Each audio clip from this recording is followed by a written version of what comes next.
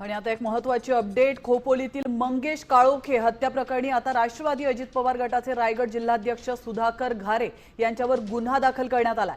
राष्ट्रवादी जिल्हा प्रवक्ते भरत भगत यांच्यासह एकूण 10 जणांवर गुन्हा दाखल करण्यात आलाय। प्रत्यक्ष हत्या करणारे आणि कट रचणारे अशा एकूण 10 जणांवर हा गुन्हा दाखल आहे।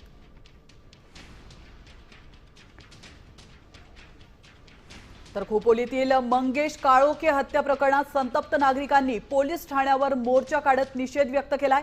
मारेकऱ्यांचा जोपर्यंत शोध लागत नाही तोपर्यंत मृतदेह आम्ही ताब्यात घेणार नाही असा पवित्रा काळोखे यांच्या कुटुंबाने घेतलाय।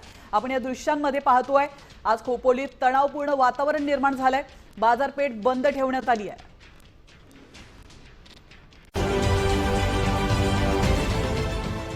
देश विदेशातील प्रत्येक घडामोडींचे लाईव्ह अपडेट मिळवण्यासाठी आता साम टीव्हीच्या सर्व सोशल मीडिया प्लॅटफॉर्मला लाईक, फॉलो आणि सबस्क्राइब करा। तसंच सर्व नोटिफिकेशनसाठी बेल आयकॉन प्रेस करायला विसरू नका।